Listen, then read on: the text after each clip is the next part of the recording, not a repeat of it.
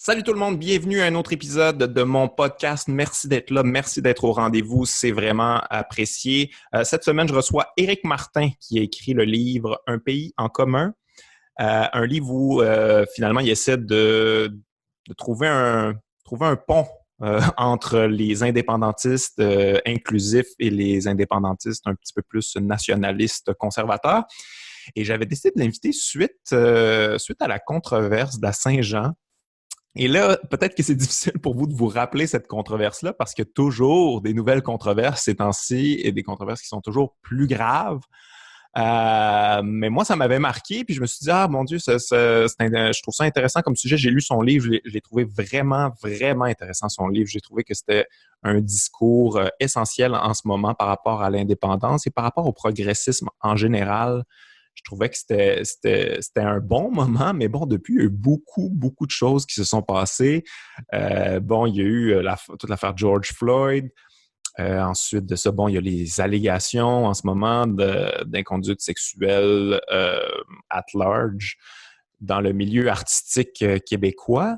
Et je vous dirais que, bon, ça a été des moments difficiles pour moi, pour ma famille, parce que ma blonde a été touchée indirectement.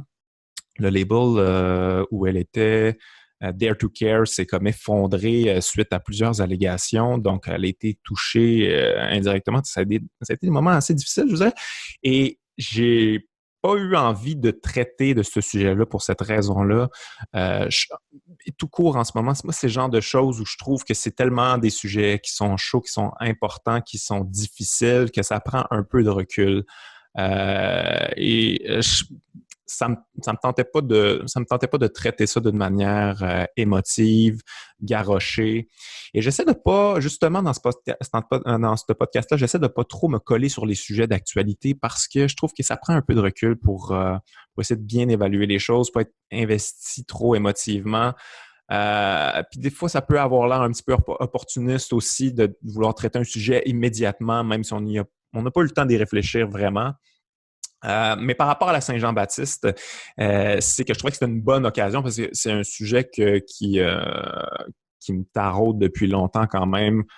Bon, moi, je baigne un petit peu dans les deux cercles. Moi, je suis indépendantiste depuis longtemps et j'ai beaucoup d'amis, bon, qui sont de moins en moins amis, je vous dirais, très nationalistes, conservateurs de plus en plus que je les vois dériver dans une zone où je suis vraiment pas à l'aise en tant que progressiste. Et d'un autre côté, je baigne aussi dans des milieux progressistes où des fois, je trouve qu'on va dans des combats qui sont pas nécessairement les combats qui sont les plus nécessaires, les plus essentiels, qui sont pas des fois, c'est des combats qui doivent être faits, mais des fois, on oublie les combats qui sont plus collectifs, qui sont plus rassembleurs, puis on oublie de convaincre, en fait. T'sais.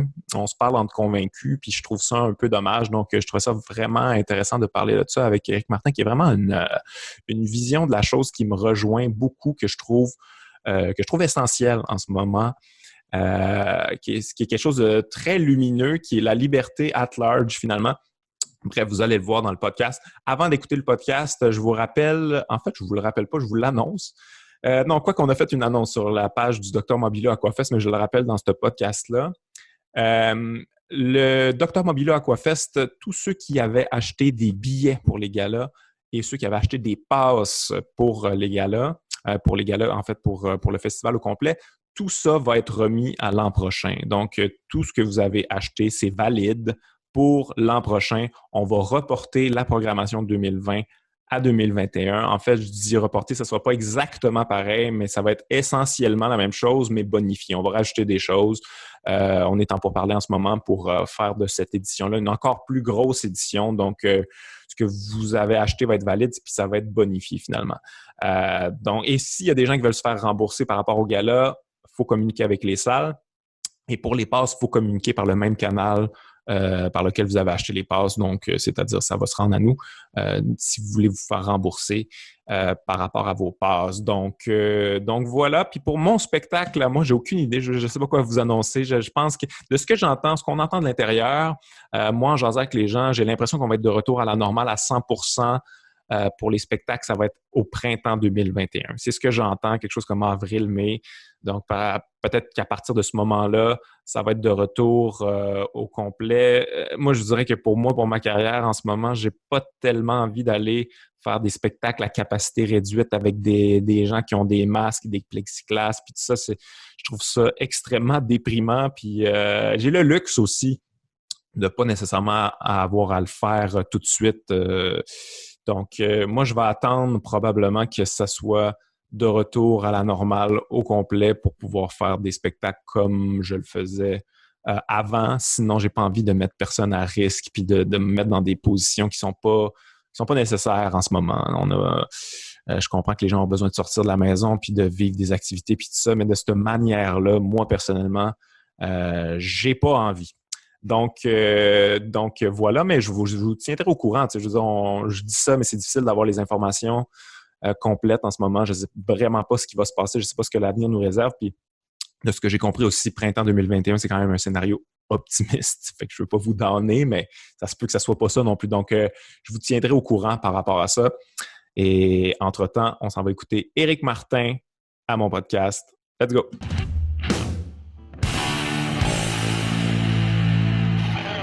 Hey, Éric Martin, merci d'avoir accepté l'invitation. Merci de venir à mon podcast. C'est très apprécié. Ça fait plaisir. Écoute, on va te présenter un peu pour les gens qui ne te connaissent pas. Tu es professeur de philosophie au Collège Édouard-Montpetit. Maintenant, je suis au cégep de Saint-Jean. Ah, t'es rendu, regarde, tu vois, je n'étais pas à jour dans mes recherches. T'es rendu au cégep de... parce que c'est récent. Ah, c'est tout récent. OK, c'est bon. C'est pas encore affiché nulle part, en tout cas. Écoute, peux-tu nous raconter un peu ton parcours? Comment tu es venu à t'impliquer politiquement? Oui, écoute, je pense que comme beaucoup de gens de ma génération, moi, l'événement qui a été marquant, c'est le Sommet des Amériques en 2001, lorsque les chefs d'État des Amériques s'étaient réunis dans la ville de Québec pour négocier la zone de libre-échange des Amériques, la ZLEA. Okay. Il y a des grosses manifestations à Québec dans ce temps-là. Puis moi, j'étais étudiant au cégep dans ce temps-là. J'avais des cours de politique. J'avais un prof marxiste qui nous avait expliqué c'était quoi la mondialisation, qui s'appelait Bernard Lalande. En fait, donc là, tout ça brassait. Puis quand je suis revenu de là, il y a eu beaucoup de violences policières, beaucoup de répression, puis toutes sortes de questionnements sur pourquoi finalement il y a ces accords économiques qui sont négociés sans que la population soit consultée. Pourquoi est-ce que finalement il y a toutes ces protestations? Fait que ça m'avait amené à... Puis en même temps, je lisais sur l'histoire du socialisme. J'avais commencé à lire une biographie de Ernesto Guevara. Je lisais des livres de Pierre Bourgault. J'avais rencontré mon ami Pierre Falardeau après son film 15 février 1839. Ouais. Fait qu'à un moment donné, une rencontre privée ou à un moment donné, non, mais il signait des courts-métrages qui avaient sorti en DVD à la Boîte Noire, sur la rue Saint-Denis. J'étais étudiant, j'avais pas d'argent pour les acheter. Puis Falardeau, il dit, t'achètes pas mes films? J'ai dit, j'ai pas d'argent. Mais il dit, t'es donné. Puis il m'avait donné ça gratuit. Très cool. Ça m'avait marqué, tu sais. Le film 15 février 1839 aussi m'avait beaucoup marqué. Fait que bref, je dirais que en même temps, au même moment, j'ai développé un intérêt pour des idées anticapitalistes puis pour des idées indépendantistes, ce qui fait que les deux, moi, j'ai toujours pensé un petit peu ensemble. Ouais. Ça, c'est vraiment la clé de la chose. Puis après ça, quand je suis arrivé à l'université, je me suis impliqué dans le mouvement étudiant. Ça a été très important. Donc, j'étais proche de tout ce qui était les grèves étudiantes pendant 2005-2012. Okay.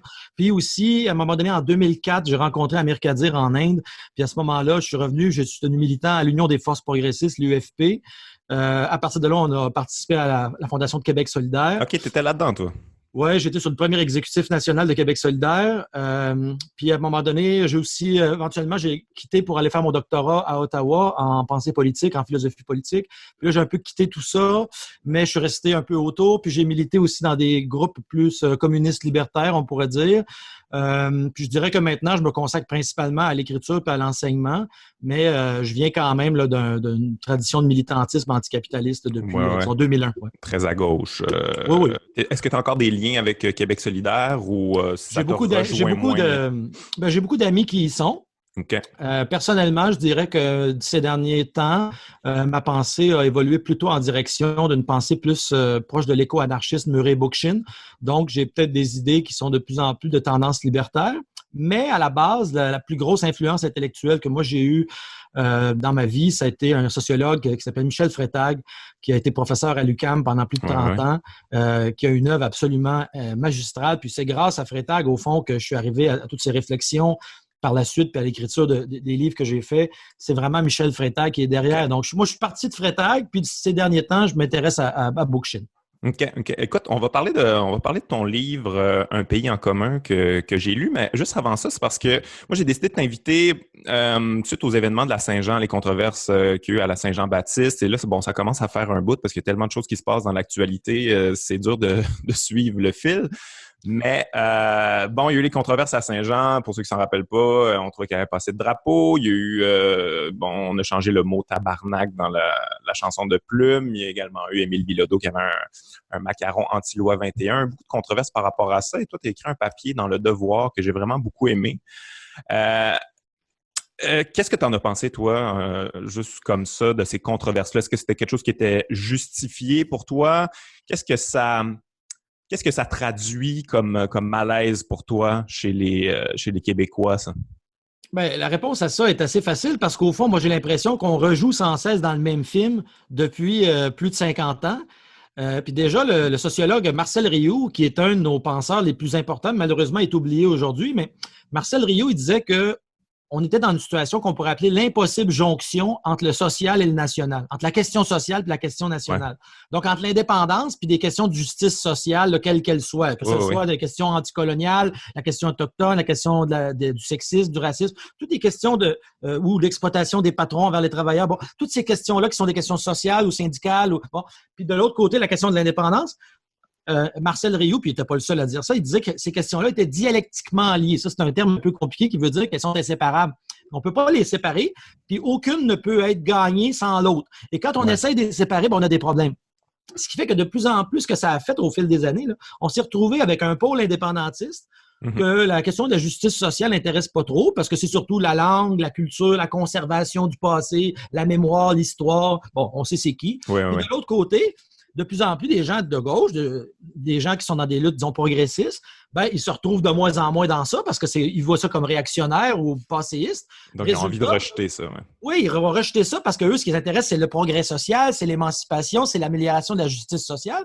Et là, ça finit par faire une espèce de dialogue de sourds complet où finalement, tout le monde se crie dessus et on joue là-dedans. Je veux dire, la Saint-Jean, c'est un exemple, mais je veux dire, on va constamment refaire ça parce que c'est le signe qu'on n'est pas capable de faire la jonction pourtant nécessaire entre les deux. Et l'argument, c'est tant qu'on ne la fera pas, cette jonction-là, ben les deux combats vont échouer. C'est-à-dire que tu ne peux pas avoir une vraie indépendance si tu ne crées pas les conditions de la justice sociale, d'une vraie démocratie dans la société. Mais à l'inverse, tu ne peux pas avoir une démocratie tant que tu restes dans l'État colonial canadien. Ouais, moi je suis d'accord avec toi, mais en même temps, je peux comprendre que monsieur, madame, tout le monde mettent tout ça dans le même panier. Ça fait beaucoup de combats tout d'un coup. Je comprends que l'un ne va pas sans l'autre, mais là, ça fait beaucoup de choses en même temps. C'est dur à prendre. Je pense qu'il y en a qui veulent juste l'indépendance d'Atit. Ça, je comprends ça. Je sais ce que ça implique et tout ça. Mais là, embarquer tous les combats de la justice sociale là-dedans, il y en a on perd beaucoup de gens, je trouve, au final. T'sais. Oui, ça, c'est sûr que c'est pas facile d'avoir une pensée qui est, je dirais, synthétique, de penser la société comme une totalité. Mais en même temps, c'est à ça qu'il va falloir en arriver un jour. T'sais, on peut prendre une question là, qui est assez simple au plan pédagogique, c'est la question écologique. Ouais. Aujourd'hui, c'est pas une question de « Ah, moi, je pense comme ci » ou « Moi, je pense comme ça, c'est mon opinion ». Non, c'est un fait. La communauté scientifique nous dit si on ne change pas notre mode de production, on va détruire les conditions de la vie, on va détruire la nature, on va détruire les sociétés humaines. Il va rester quelques bactéries ici et là, mais je veux dire, on va laminer le monde. Je veux dire, on est en train de faire ça. Puis là, ce n'est pas une question de préférence idéologique de chacun. C'est une exigence qui nous est posée par un problème objectif. Bon, ben, alors là, ce n'est pas une question que moi, ça ne m'intéresse pas. Désolé, mais il faut s'y intéresser. C'est comme une exigence qui s'impose à nous, ce n'est pas de notre faute. Comme le ciel qui est bleu, ce n'est pas nous qui décide. Bon, mais en même temps, si on dit on veut l'indépendance, parce que j'imagine qu'on veut la liberté, on veut que le peuple du Québec puisse décider par lui-même au lieu qu'il soit soumis à quelqu'un d'autre qui lui dit quoi faire. Bon, mais si on veut la liberté, ben, il faut suivre la logique jusqu'au bout. On veut-tu juste la liberté pour une élite ou on veut la liberté aussi pour tout le monde? Si on la veut pour tout le monde, mais il faut la vouloir pour les femmes aussi. Donc, la question du combat du féminisme est essentielle. Est-ce qu'on la veut juste pour des gens qui sont des deux souches ou on la veut aussi pour les nouveaux, ainsi de suite? Donc, à un moment donné, si on tire sur le fil, au bout de la ligne, on se rend compte qu'il n'y a aucun de ces combats-là, à moins qu'ils soient farfelus. Mais je veux dire, la plupart des combats dont on parle sont tous sauf farfelus. C'est que si on les inclut pas, ben, on va créer, au fond, une sorte de de démocratie incomplète ou tronquée dans laquelle, finalement, on va recréer la domination. C'est pour ça que Bookchin est intéressant parce qu'il nous dit le problème de l'écologie, c'est la domination de l'humain sur la nature, mais on domine la nature d'abord parce qu'on accepte la domination entre nous. Et donc, le principe de hiérarchie doit être critiqué en lui-même. Alors là, c'est sûr que là, on met ça à un horizon utopique très loin parce qu'est-ce qu'on va réussir un jour à abolir toutes les formes de domination? Vaste programme, comme disait l'autre. Mais oui, bonne chance. Mais, tu sais, Marcos Angelovici, il citait un réalisateur argentin qui disait l'utopie, c'est un horizon. On avance de 10 pas, puis elle recule, puis on avance de 10 pas, puis elle recule encore. À quoi ça sert d'avancer? Ben, comme disait Gaston Miron, tant que c'est pas fait, ça reste à faire. Pierre Vallière disait la même chose. Tant que la révolution n'est pas faite, elle est à l'ordre du jour. Donc, c'est sûr que c'est mettre la barre très haut, d'espérer qu'on va être capable de développer une compréhension de l'intégration de tous ces enjeux-là. Mais ça, c'est ce qu'on est forcé de faire si on aborde la question d'un point de vue philosophique, c'est de se placer dans le niveau du souhaitable. Mais après ça, ça pose une question, je dirais, au niveau stratégique de on commence par où, comment est-ce qu'on fait pour additionner des gens qui ne s'entendent pas au départ. Ça, c'est des questions d'ordre stratégique, c'est très difficile, c'est des questions politiques. Mais moi, je pose d'abord les questions, comme disait Platon, au niveau du souhaitable. La première chose qu'on doit faire, c'est comme disait Parizeau à un moment donné, il dit, dans mon temps, on avait des projets puis on trouvait des moyens. Vous cherchez des moyens, puis vu qu'il n'y en a pas, vous n'avez plus de projet. Donc, il faut se laisser, autrement dit, imaginaire de dire, on va essayer de penser le plus all-dress possible comme forme de liberté. Après ça, on se posera la question, ensuite, comment est-ce qu'on y arrive? Tu sais? Je pense qu'il faut poser. Il y a une exigence synthétique qui doit être posée au départ. Je suis d'accord avec toi, mais j'ai l'impression que, en fait, je ne sais pas comment, chez certains indépendantistes, on en est venu à épargner toutes les questions sociales. C'était pas ça avant, quand on y pense, je veux dire, historiquement, quand même, tu sais, le FLQ était proche des Black Panthers. Là, maintenant, aujourd'hui, chez beaucoup d'indépendantistes, juste l'expression racisme systémique, ça fait trembler, puis on n'a pas envie de s'embarquer là-dedans, tu sais. Comment qu'on en est... Il y a un gros problème, et ça, c'est important de rappeler ça, parce qu'il y a un problème de mémoire. On oublie, tu l'as très bien dit, on l'oublie ce que ça a été, le courant indépendantiste à sa fondation. Bon, bien sûr, il y a toujours eu des indépendantistes de droite, comme le Ralliement national, le RN, mais il y a tout un courant, puis ça, c'est dans mon livre « Un pays en commun », c'est justement ça, la tentative de montrer un portrait qui n'est pas exhaustif, mais de cette période-là qu'on pourrait appeler le courant socialisme-indépendance, socialisme et décolonisation aussi, parce que c'est une pensée qui était inspirée par toute la pensée décoloniale des Frantz Fanon, Aimé Césaire, Albert Memmi, Jacques Berck, bon, toute une pensée donc anticolonialiste, anti-impérialiste, marxiste aussi. Il y a un chapitre sur le Fonds de libération des femmes, donc la question du féminisme, la question autochtone était déjà là à l'époque. Donc, toutes ces questions-là étaient déjà pensées. En tout cas, la plupart des problèmes qui font l'actualité aujourd'hui, comme le racisme, la question autochtone, le féminisme, c'est pas né d'hier. Ces gens-là avaient déjà, dans bien des cas, amorcé, je ne dis pas qu'ils l'avaient complété, mais ils avaient déjà amorcé une réflexion sur comment est-ce qu'on peut créer non seulement une société qui soit indépendante du fédéral, mais qui ne va pas reproduire des formes de domination des capitalistes sur les pauvres. C'était déjà tout là, ça. Donc, comment se fait-il qu'à un moment donné, ça a pris le champ? Bien, il y a toutes sortes de raisons. C'est sûr qu'on n'est plus dans les années 70, que le marxisme s'est effondré à l'échelle du monde, qu'à un moment donné, dans les années 80, il y a eu un virage d'à peu près tous les grands partis politiques en Occident vers le néolibéralisme. Le Parti québécois n'y a pas échappé. Hein? Landry, Parizeau sont tombés dans le piège du néo-libre-échange, comme disait Jacques Gélinas. Il y a eu Lucien Bouchard. Bon. Puis après ça, après cet épisode extrêmement triste où le PQ...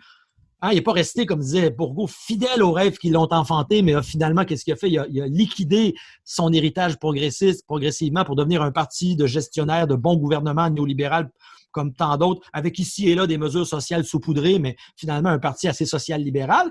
Mais après ça, c'est arrivé encore pire parce que là, c'était le virage identitaire en se disant, bon, ben, regarde, finalement, si on n'est plus capable d'avoir un projet progressiste économique, puis même l'indépendance, ça marche plus trop, ben, on va se replier sur un genre d'autonomisme, de conservation, de dire on va défendre ce qu'on a, notre identité, qu'on va un peu chosifier, réifier, on va dans un mécanisme de protectionnisme, puis à l'intérieur d'un fédéralisme, ce qui est fascinant. Exact, comme disait Yvon Deschamps, un Québec fort dans un Canada uni. Oui, c'est la meilleure ligne en humour de tous les temps. Oui, mais ce qui n'a pas aucun sens. Tu sais. Et après ça, ça a fait, comme on disait tantôt, que la gauche s'est de moins en moins identifiée au combat pour l'indépendance en voyant que qu'est-ce que ça va changer ça pour les pauvres, qu'est-ce que ça va changer pour les femmes, et ainsi de suite. Avec raison.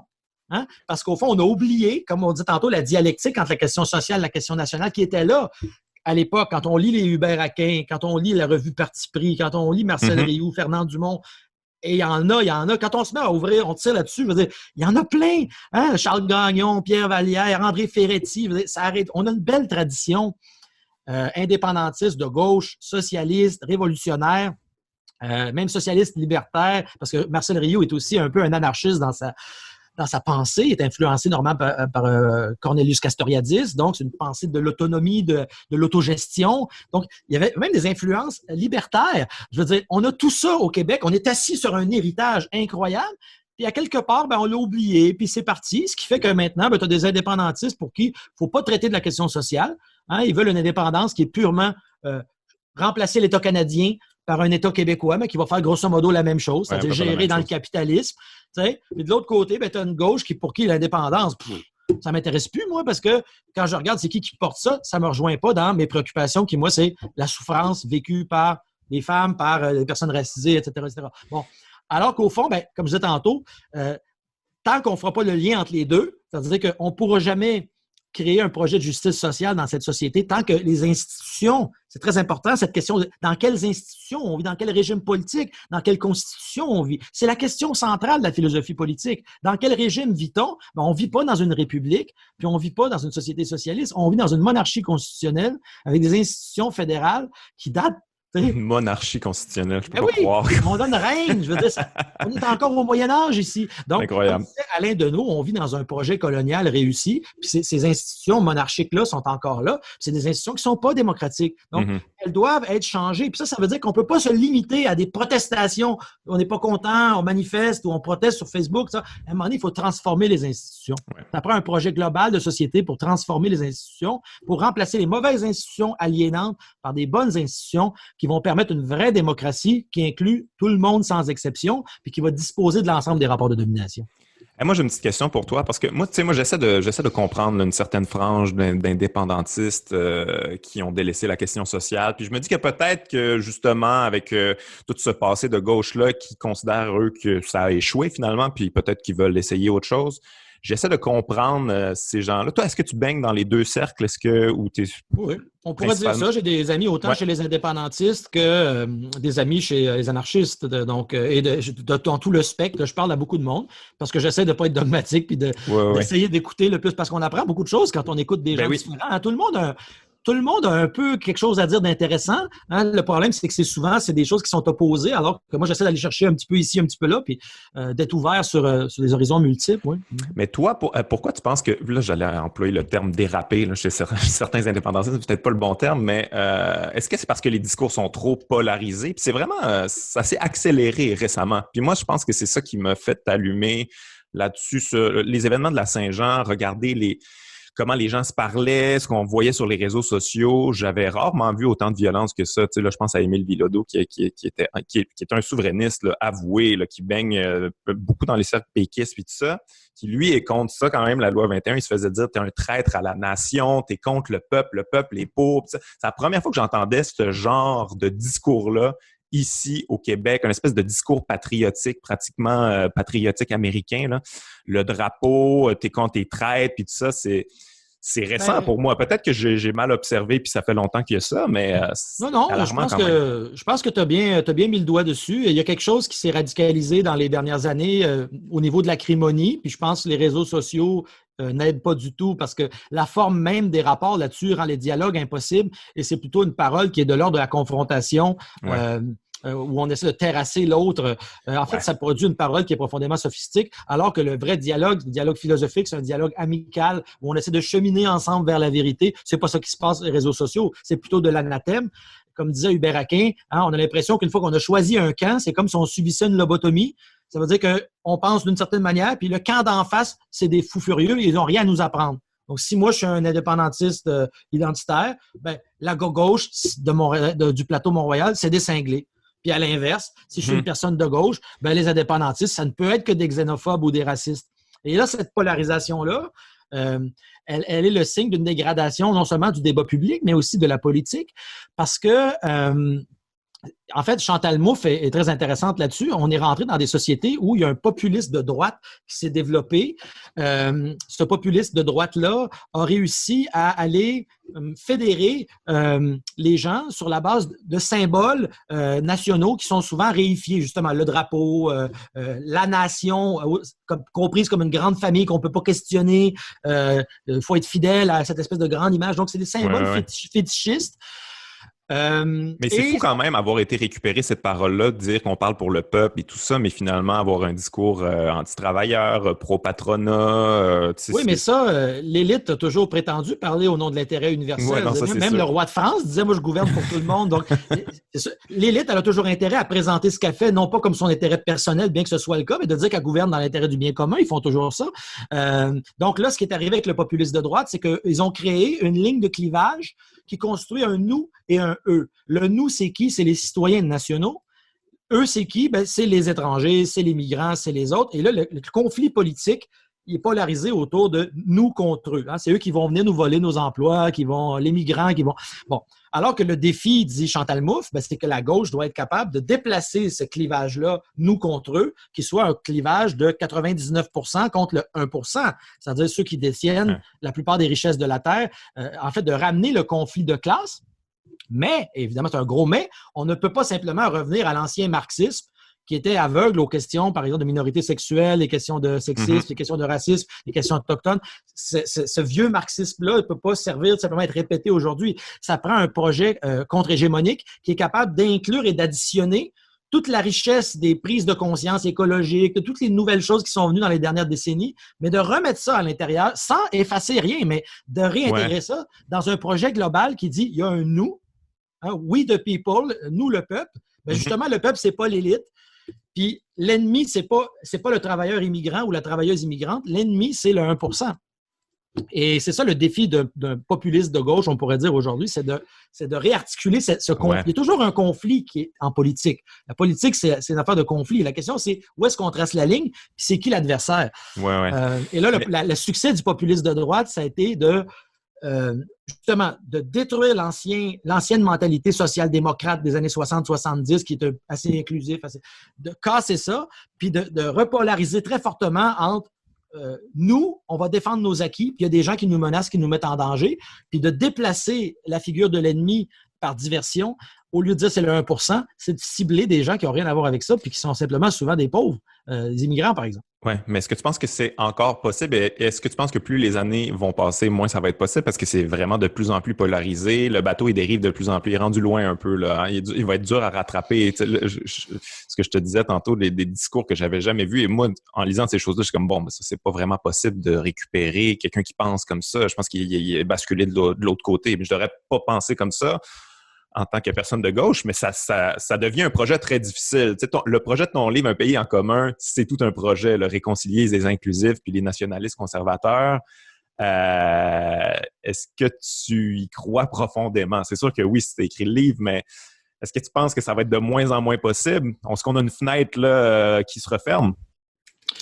Mais ce qui est certain, comme on disait tantôt, c'est que les conditions du débat politique puis du débat public sont dégradées à un niveau que moi, j'ai jamais vu depuis que j'observe ça. Ça fait quand même là, une vingtaine d'années que je m'implique dans des questions politiques puis philosophiques. Puis je regarde ça aujourd'hui, je me dis effectivement, à cause notamment de cette technologie informatique, hein, Marcel Rioux disait l'Empire américain, avant de vous envoyer ses idées, il vous envoie d'abord ses machines. D'ailleurs, c'est les machines qu'on est en train d'utiliser pour se parler à ce moment-ci.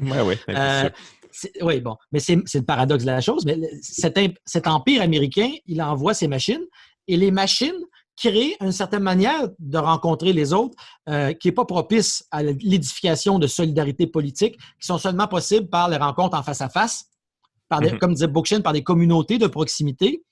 C'est pour ça que tant qu'on continue dans cette voie-ci, effectivement, il fait de plus en plus sombre et on ne voit pas comment on va se sortir de ce cul-de-sac où finalement, plutôt que de construire par la parole, on est en train de créer une acrimonie qui rend impossible tout projet collectif. Mais si on peut avoir un espoir, et peut-être même pas que c'est nous qui va le voir de notre vivant, j'en sais rien, mais si on espère qu'un jour l'humanité soit capable de sortir des dominations puis des hiérarchies qui l'empêchent de vivre dans la liberté puis dans l'autonomie, ben, on peut espérer que au niveau de la communauté locale de proximité, que ce soit le village, la ville, le quartier, une instance de proximité où c'est le projet de Bookchin de communalisme, c'est-à-dire on va recréer à l'échelle locale des assemblées politiques où les gens vont pouvoir se voir en face à face, puis développer des budgets participatifs, puis prendre des décisions économiques pour que justement le pouvoir descende en bas dans le peuple. Et ça, c'est quand même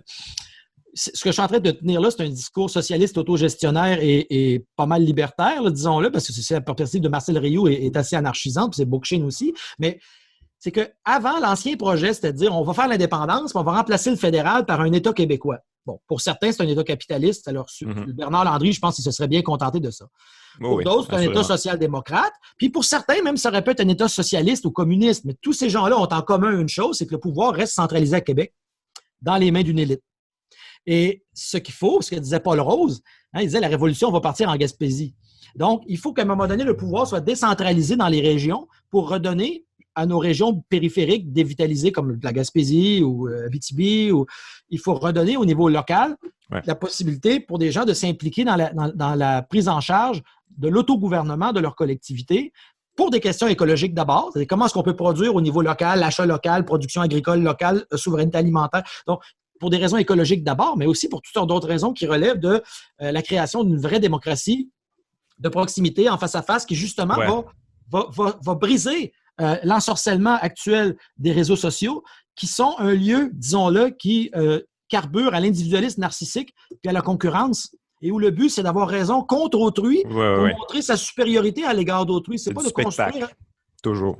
C'est spectaculaire. Ça ne veut pas dire que ces réseaux sociaux-là ne peuvent pas accomplir des choses. Ils peuvent pointer des injustices, ils peuvent faire du bruit autour d'une question, mais ils ne construisent pas de solidarité à long terme et ils ne conduisent pas à des projets de transformation institutionnelle durable qui modifient la structure de la société. Donc, c'est sûr que il faut revenir à la vieille idée socialiste, anarchiste, de dire qu'il faut qu'on ait un projet politique qui transforme les structures de la société. Les institutions du pouvoir doivent être transformées, l'économie doit être transformée, les rapports sociaux de sexe doivent être transformés, and so on, ainsi de suite. Donc, c'est ça. Je pense qu'il faut que ce projet-là politique global soit à nouveau à l'ordre du jour. Mais évidemment, on rêve en couleur ici. On est dans l'utopie pure parce que si on regarde autour de nous, c'est pas ça qu'on voit. Bon, la seule chose qui nous sauve peut-être là-dedans, c'est que, ça c'est le philosophe allemand Hegel qui nous le dit, c'est que l'histoire, c'est quelque chose qui peut toujours nous surprendre parce qu'au fond, nous, on est tout petits puis on ne sait pas ce qui va arriver dans 15 ans. On ne peut même pas savoir ce qui va arriver la semaine prochaine. On pourrait être très surpris. Peut-être que dans 15 ans, il va y avoir dans les villages du Québec des assemblées éco-décentralisées qui vont faire ce que je raconte depuis tantôt, puis que le rêve de Murray Bookchin et de Marcel Rioux, il va être réalisé dans 15 ans. Moi, j'en sais rien, parce que je n'ai pas de boule de cristal. Peut-être que l'histoire a des surprises en réserve pour nous, puis il faut continuer d'espérer, même si autour de nous, actuellement, c'est plutôt désespérant. Oui, je suis d'accord avec toi que la communauté, ça fait en sorte que le collectif devient moins flou, ça devient moins une espèce de truc qui est intangible, ça devient tes voisins, ça devient l'intérêt de tes proches, ça devient plus facile à comprendre, en fait, puis après ça, la révolution peut se faire. Mais je lisais ton livre, justement, puis je trouvais ça... parce que ça, tu veux rallier les inclusifs et les nationalistes conservateurs, mais finalement, ton projet est très révolutionnaire. Tu sais, toi, tu veux qu'on dépasse la social-démocratie et tout ça. C'est quand même quelque chose. Tu sais, moi, en tant que gauchiste, puis tout ça, ça me choque pas, mais j'imagine que pour un nationaliste conservateur, entendre ça, il balayerait ça du revers de la main assez rapidement. Est-ce que tu as Moi, je pense que c'est la preuve que ces gens-là ne vont pas au bout de leur propre pensée, ou en tout cas des contradictions qu'il y a dans leur propre pensée, parce que si on prétend vouloir sauver cette société, sa langue, sa culture, avec sa richesse anthropologique, puis sa particularité, puis c'est pas que le Québec soit meilleur que les autres sociétés du monde, c'est simplement que ça donne qu'il y a une société particulière, puis qu'à chaque fois qu'il y a une langue qui meurt dans l'histoire, c'est triste, c'est dommage. Quand on perd une culture ou une langue, c'est un appauvrissement de l'élément humain en général. Donc, moi, je tiens au fait de vivre en français en Amérique du Nord, au nord du monde, comme disait Miron. Et donc, ça, je peux m'entendre avec des gens qui veulent préserver ça, conserver ça, c'est important. Ça ne veut pas dire qu'il faut garder le passé tel qu'il est, par exemple, parce qu'il y a des choses qui doivent être modifiées. Et c'est là qu'intervient la contradiction, parce que si on dit qu'on veut sauver quelque chose comme cette société, puis de l'autre côté, on accepte que soient maintenues des conditions qui détruisent cette même société, comme le fait le capitalisme, par exemple, Ou comme le fait, par exemple, la domination qui empêche les femmes de jouer d'un statut à part entière de citoyenne active. Si on tolère ces choses-là, bien, c'est contradictoire. Vous dites que vous voulez la liberté, l'indépendance, l'autonomie, l'autogouvernement, mais vous niez la possibilité de l'autogouvernement en maintenant en place l'aliénation. Alors là, évidemment, c'est contradictoire de leur part de continuer ils parlent des deux côtés de la bouche, ça ne fonctionne pas. On ne peut pas espérer sauver une culture et une société, puis nourrir de l'autre côté des formes de domination qui détruisent cette même culture puis cette même société, puis d'ailleurs son territoire, puis la nature. Donc, moi, je pense que c'est un problème de manque d'analyse politique très grave chez certains, parce que, comme disait Jean Jaurès, une république, ça ne peut pas exister si ça ne descend pas dans les ateliers. Vous ne pouvez pas dire on veut la démocratie au niveau politique, puis ne pas avoir la démocratie au niveau économique. Si les travailleurs et travailleuses, dans leur quotidien, ne sont pas libres parce qu'ils travaillent 12 heures par jour dans des shops puis ils ne décident rien, bien, c'est quoi la liberté dont vous parlez? Elle n'existe pas. La vraie liberté, la vraie démocratie, c'est l'autonomie, la liberté, non seulement en matière politique, puis sur des questions de débat politique, c'est aussi dans des questions de démocratie économique, puis dans des questions de revoir l'ensemble des hiérarchies, des formes de domination qui existent. Donc, moi, je pense que ces gens-là, leur discours est fait, il ne tient pas, et la condition pour qu'ils puissent le tenir, c'est qu'ils doivent pratiquer une forme d'aveuglement, soit involontaire ou volontaire, pour se masquer qu'il existe des formes d'aliénation qui rendrait, au fond, si on faisait l'indépendance du Québec pour continuer à carburer au pétrole puis à détruire la nature, je ne vois pas de quelle liberté on parle. C'est une liberté qui est purement formelle et abstraite. Puis dans les faits, on continue à être esclave d'un mode de production écocidaire qui maintient la plupart des gens dans l'indigence et la non-liberté. Donc, c'est pas conséquent pour des gens qui prétendent vouloir la liberté que de tolérer ça. C'est pas une marque de yogourt, comme disait Falardeau. Si on veut vraiment la liberté, il faut être conséquent. Et donc là, moi, je pense que ça ne tient pas. Leur discours ne tient pas. Est-ce que tu penses que c'est un discours qui est pas ancré dans la réalité, en fait, dans le présent? J'ai l'impression que c'est une espèce de vision romantique du passé. J'en ai parlé avec Marc Fortier qui a écrit un livre sur Mathieu Bock-Côté. Bon, on parlait de Mathieu Bock-Côté en particulier, mais je pense que ça peut... On peut mettre ces mots-là dans la bouche de beaucoup de personnes. On dirait qu'on défend une idée d'un peuple, mais jamais vraiment le peuple. On parle jamais vraiment des travailleurs. On parle jamais des gens qui constituent le peuple. On parle d'une espèce d'idée floue du peuple québécois, mais on veut pas entrer dans la spécificité du peuple. On veut pas... faut que ça reste une espèce d'idée floue romantique, mais on peut pas... Le projet peut pas advenir dans ce temps-là, non? Exact. C'est-à-dire que si on parle de la nation ou de la société ou de la communauté politique comme une forme d'universel, comme s'il était lisse, et on ne voit pas qu'à l'intérieur, il y a des clivages, puis des contradictions, puis des tensions, puis des formes de hiérarchie, des formes de domination. J'en ai nommé plusieurs. Domination des humains sur la nature, domination des humains entre eux, des hommes, des femmes entre eux, domination aussi envers les gens de différentes origines ethniques, le racisme, domination envers les Autochtones. Si on fait comme si ces choses-là n'existaient pas, bien, l'universel dont on parle, en réalité, qu'est-ce que ça va finir par faire? C'est une oligarchie. C'est-à-dire qu'on va parler du peuple et de la nation, mais finalement, ce qu'on va avoir, c'est une élite. Et donc, il faut assumer que ce discours-là, c'est un discours qui, qu'il le veuille ou non, est un discours élitaire, un discours élitiste qui va finir par conserver le pouvoir dans un endroit centralisé, élitiste, souvent aux mains d'une élite économique. Ça va ensemble. Donc, c'est Henri Lefebvre qui disait ça, que le nationalisme, il y a différents types de nationalisme. Le nationalisme, mettons, qui ne fait pas la critique du capitalisme, celui des identitaires, des conservateurs, il est à opposer à un autre nationaliste qui est celui des gens d'en bas, nationaliste, disons, prolétarien ou socialiste, qui, lui, ce qu'il veut, c'est faire valser cette oligarchie pour créer les conditions d'une vraie démocratie. Ça, c'est la vraie indépendance. C'est pour ça, le socialisme, la décolonisation. Donc là, on a deux visions de l'indépendance qui s'opposent. Une indépendance, on pourrait appeler une souveraineté populaire. Hein? Mes amis Pierre Dardot et Christian Laval viennent de sortir un gros livre sur l'État, puis ça se termine sur une question de la souveraineté populaire. La souveraineté dont ces gens-là parlent, c'est la souveraineté d'une nation abstraite. C'est un mot, c'est un symbole, mais qui est cache, comme disait Vadeboncoeur, Pierre Vadeboncoeur, il faut renverser les monuments pour voir les vers qui grouillent en dessous. Il y a toutes sortes de choses qui, si on rouvre ce symbole lisse de la nation, on va voir à l'intérieur beaucoup de laideur puis beaucoup d'injustice. Et on peut pas... Encore une fois, si on revient à la philosophie politique la plus élémentaire, celle de Platon, celle d'Aristote, qu'est-ce qu'une société juste? C'est la première des questions qui est posée dans la République de Platon. Qu'est-ce que la justice? On ne peut pas évacuer la question de la justice sociale et dire, bon, on va créer une société, c'est un grand tout comme ça. Non, il faut poser la question de la justice dans la société. Sinon, la société va s'autodétruire. Pourquoi? Il va y avoir à l'intérieur de la société des contradictions. Supposons qu'il y a une oligarchie. Bon, mais les riches vont s'enrichir de plus en plus, ça va créer des riches et des pauvres. Puis Platon dit, ça fait que deux sociétés en une, parce qu'il y a les gens d'en bas et les gens d'en haut. Puis le populiste de droite qui dit, regardez pas ça, le problème, c'est les immigrants. Non, le problème, c'est ça. C'est cette polarisation des riches et des pauvres, mais et ça va éclater. Donc, la société ne pourra pas tenir. Un jour, il va y avoir une révolte et ça va être affreux. Puis ça peut même nourrir après ça le fascisme, la dictature. Ouais. Mais tu ne penses pas qu'il y en a pour qui c'est exactement ça le projet finalement? C'est de, hey, on veut nos riches, on veut nos élites, on veut nos systèmes d'oppression, on veut recréer la même chose, mais que ce soit à nous. J'ai l'impression des fois, c'est plate à dire, mais j'ai l'impression qu'il y en a pour qui c'est ça. Bien, il y a certainement des gens qui, inconsciemment, finissent par défendre la domination. Puis il y en a d'autres, effectivement, que c'est tout à fait conscient. Il y a des gens qui font partie de l'oligarchie puis qui veulent que le monde reste comme il est parce qu'ils ont des privilèges dans ce monde-là, puis ils ont intérêt à ce que ça reste comme ça. Mais heureusement, ce n'est pas la majorité des gens. La majorité des gens, 99% des gens, ne vivent pas dans ces conditions-là puis ne font pas partie de ces gens-là.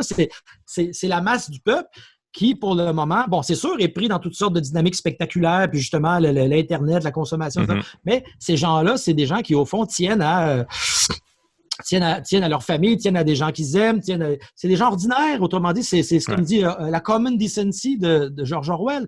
C'est la décence ordinaire. C'est mon voisin, c'est mon oncle. Ces gens-là, ils n'ont pas intérêt à ce que ce régime politique-là, oligarchique, continue, parce qu'il n'y a rien pour eux là-dedans à part une détérioration croissante de leur qualité de vie. Donc, la majeure partie des gens, ils ont encore intérêt au socialisme. Ça reste vrai, ça. C'est sûr que là, le problème, c'est que qu'est-ce qu'on entend dans les médias de Québécois, etc. Un haut-parleur de gens qui noient le poisson, comme Richard Martineau, etc. On a nommé tantôt Mathieu Bocoté. C'est du bon sucre, c'est excitant d'entendre ça. Il y a quelque chose d'empowerant là-dedans. Une polémique, on a l'impression de reprendre contrôle de quelque chose. Oui, c'est un discours qui se veut fâcher, mais qui n'est pas la bonne cible. Mais qui a un effet cathartique parce qu'au fond, on est en colère, on peut frapper du poing sur la table puis dire les mots d'ici, les mots d'ici. Mais dans les faits, ça construit rien, ça. Donc, moi, je pense que c'est ça qui manque actuellement, et là, ça, c'est un problème que la gauche a, c'est-à-dire qu'on ne peut pas seulement être en cercle fermé, dans nos cercles très progressistes de gens universitaires qui sont à Montréal puis qui ont lu des livres. C'est quoi qu'on adresse comme discours à la population du Québec, aux régions périphériques? C'est quoi notre projet pour le Québec rural, par exemple? Moi, j'habite dans la ruralité. Ben, c'est quoi le projet qu'on a ici pour des villages comme le mien, des petits villages? C'est ça qu'il faut revenir avec un projet populaire. Puis ça, c'était là avant. Je veux dire, le projet de parti pris, par exemple, c'était une démocratie populaire. Donc là, j'ai l'impression que ça s'est beaucoup enfermé dans un élitisme, soit oligarchique, mais aussi médiatique. Il y a une gauche spectacle quand même, on va se le dire. C'est ça dont je parle.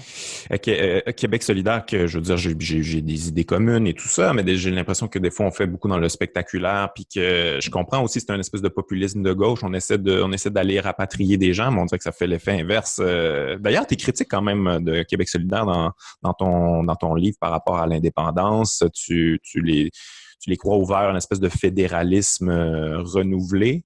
Je dirais qu'à une certaine période, c'était beaucoup plus flou. Là, effectivement, il y avait une tentation d'aller vers un fédéral. Là, il y a eu une fusion avec Option nationale, puis la position sur l'indépendance a été clarifiée. Plus ferme, Mais ce qui ne veut pas dire qu'il n'y a pas des problèmes avec... bien sûr, c'est le parti le plus à gauche qu'on a dans le parlementarisme, mais évidemment, la première des questions qu'on doit poser, c'est quoi les limites du parlementarisme? Est-ce que ça suffit? Est-ce que c'est ça qui est la condition suffisante de dire on va miser sur les élections puis le parlementarisme? Ce que nous apprend la tradition historique du socialisme, de l'anarchisme, c'est que le parlementarisme, c'est un piège.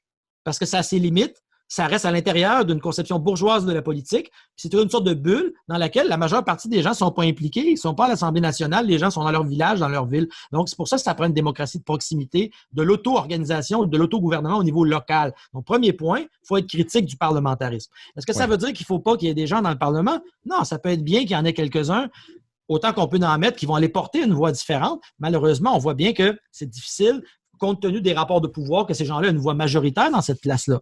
Puis comme on disait tantôt, même eux, ils ne sont pas à l'abri de tomber dans le politique spectacle d'une logique publicitaire de la société du spectacle, etc.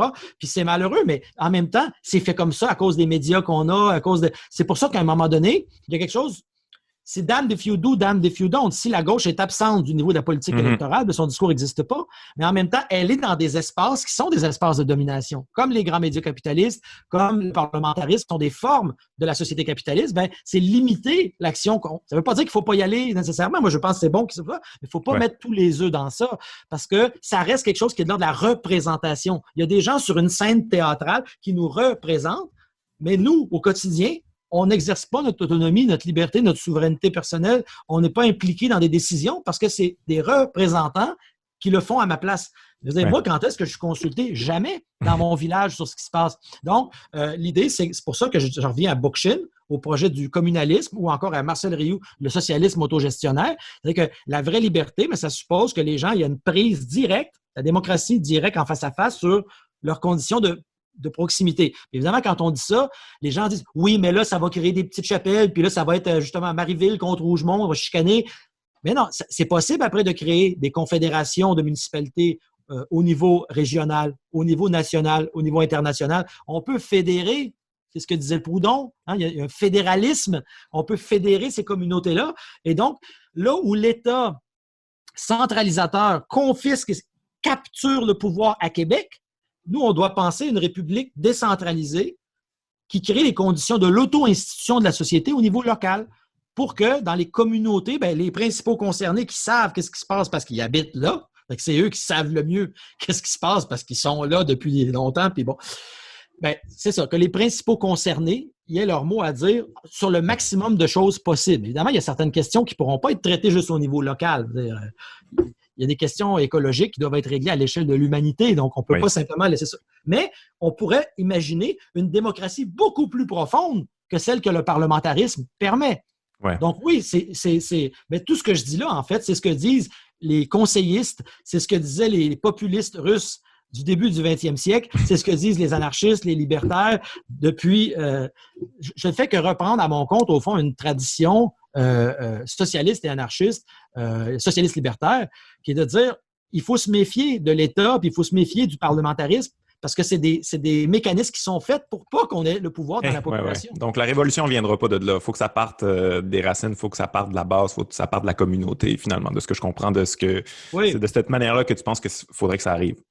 C'est-à-dire que moi, j'ai une perspective dialectique. Je pense que la solution, c'est jamais une chose, c'est souvent beaucoup d'éléments qui agissent en interaction. Okay? Ce que j'appelle dialectique, c'est que c'est plusieurs choses qui interagissent. Donc, je dis pas qu'il faut pas Québec solidaire, puis que c'est bien sûr que ça prend quelque chose comme ça, puis ça a fait des choses importantes dans les dernières années, puis qu'il y a eu 2012, par exemple, et qu'il y avait des députés comme Amir Kadir pour se faire arrêter avec les étudiants et étudiantes, puis de dire, c'est bon ça, dire, on va être avec le peuple dans la rue, il y a quelque chose de bon là-dedans. Mais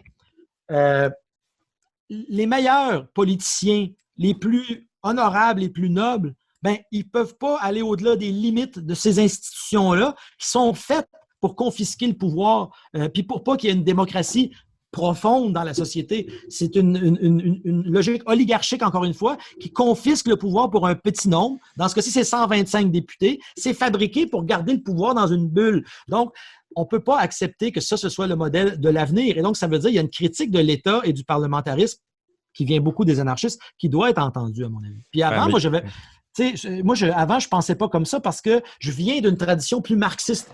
Chez les marxistes, il faut conquérir le pouvoir d'État. Il faut essayer de prendre l'État. Alors que depuis les dernières années, j'ai un virage peut-être plus libertaire. Je me suis mis à douter, notamment des bonnes discussions avec des amis anarcho-féministes ou anarchistes dans ma vie personnelle, ou mon ami Pierre Dardot en France, avec qui on a des conversations sur Proudhon pendant des heures. À un moment donné, je me suis dit, il faut faire la critique de l'État. Et finalement, c'est rien de nouveau. C'est des choses que disaient les anarchistes depuis des siècles, mais pour moi, en tout cas, ça a été un déclic où je me suis dit, je ne peux pas simplement défendre... puis dans mon livre, j'étais encore ambigu là-dessus un petit peu. Mais ça a évolué. C'est pour ça que Bookchin, puis Marcel Rioux, puis Castoriadis sont de plus en plus importants. Puis là, je suis en train de lire Emma Goldman, puis Voltairine de Clercq, des gens comme ça. Il y a des gens qui proches de moi qui me nourrissent de ces livres-là. Puis ça m'ouvre à la perspective des anarchistes, des anarcho-féministes, de l'écoféminisme aussi. Fait, il y a tout un horizon qui... Bon, bref, ça pour dire qu'au fond, cette forme de l'État, elle est problématique. parce qu'elle doit être critiquée, puis le parlementarisme également, parce que c'est des mécanismes qui ont été faits pour empêcher qu'il y ait une démocratie populaire. Et ça, c'est ce qui a été l'échec de la Révolution française, c'est qu'on a coupé la tête du roi, puis on a remplacé par la bourgeoisie, puis on n'a jamais créé une vraie démocratie populaire profonde. Puis comme les nationalistes, comme disait Chartrand, il y a des nationaleux qui disent qu'ils défendent les gens qui parlent le français, mais non, c'est des nationaleux qui défendent la langue, mais qui laissent crever ceux qui la parlent. C'est ça la phrase de Chartrand. Ils n'ont que ce mot, le Québec, le peuple du Québec, mais dans les faits, ils ne défendent pas une démocratie populaire. Mm-hmm. Parce que leur discours populiste est un discours élitiste qui va reconduire l'élitisme, le capitalisme. Donc, moi, je pense que si on veut une vraie démocratie populaire, ben, il faut éclater les formes centralisatrices. Les formes autoritaires, verticales, centralisatrices doivent être éclatées. Mais ouais, c'est vrai que cette forme de démocratie-là est quand même absurde là, quand tu y penses. Il y a quelqu'un qui dit « Bon, ben, je vais aller parler pour vous. » Non, pas vraiment pas ton mot à dire. Et bon, c'est plus choquant quand c'est que le représentant, c'est quelqu'un qui n'a vraiment pas les mêmes idées que toi, mais même des gens qui ont plus les mêmes idées que moi. Il y a quelque chose d'absurde là-dedans. Tu sais, si tu vas parler pour moi, je pense pas que tu vas avoir toutes les mêmes opinions que moi. J'aimerais parler moi aussi. Puis si c'est pas possible, ben ça c'est pas une démocratie, ça. Faut que j'aie mon mot à dire dans tout ça au final, là, tu sais. Parler, puis je dirais même aussi décider. Ouais. Parce que la souveraineté, c'est la capacité de décider. Hein, c'est l'autonomie. Comme dirait Castoriadis, c'est l'autonomie pour la personne, d'abord, autonomos, faire soi-même ses propres lois. La loi n'est pas hétéronome, elle ne vient pas de quelqu'un qui me l'impose, que ce soit Dieu, le roi, n'importe qui me tape sa tête. Si je suis autonome, c'est moi qui participe avec les autres à une logique d'auto-institution, d'autonomie collective par laquelle on produit nos propres lois plutôt que de les subir. Mm-hmm. Et donc là, c'est pas juste de s'exprimer, c'est de participer à la décision. Puis que cette décision-là, par la suite, elle soit exécutoire. C'est-à-dire que ce qu'on a décidé ensemble, ben, c'est effectif. Puis ça devient ça qui se fait. Parce que, peut-être parler, les réseaux sociaux, on fait on le fait déjà. On parle, mais c'est des paroles en l'air qui, finalement, jamais ne s'objectivent dans la réalité. Alors que c'est ça, au fond, la vraie liberté, c'est de pouvoir choisir d'aménager notre monde social de manière consciente, volontaire et libre, collectivement. C'est ça la démocratie, c'est qu'on ait ce pouvoir d'autonomie collective, d'auto-institution, d'autogouvernement. Mm-hmm.